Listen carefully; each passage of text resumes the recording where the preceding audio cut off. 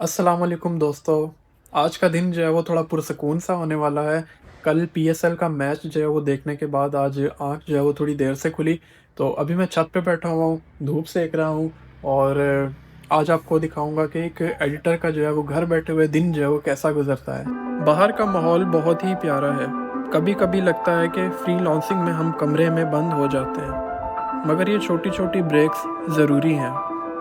कल के मैच में लाहौर कलंदर कराची किंग्स ने जो किया, बहुत ही ज़बरदस्त, बहुत मज़ा आया मैच देखने का।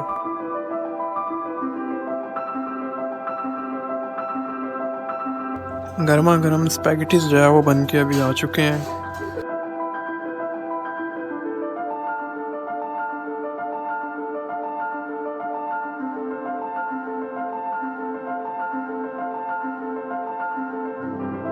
अब वक्त है भाई ने जो काम दिया है वो ख़त्म करने का। एडिटिंग आसान काम नहीं है, दिमाग थक जाता है, मगर जब रिज़ल्ट निकलता है तो मज़ा आता है। मैं अभी इस व्लॉग को भी एडिट करूँगा और भाई की वीडियोज़ भी। तो ये था मेरा आज छोटा-सा व्लॉग। उम्मीद करता हूँ कि आपको पसंद आया होगा। कमेंट में ज़रूर बताएँ कि आपकी फ़ेवरेट पीएसएल टीम कौन-सी है?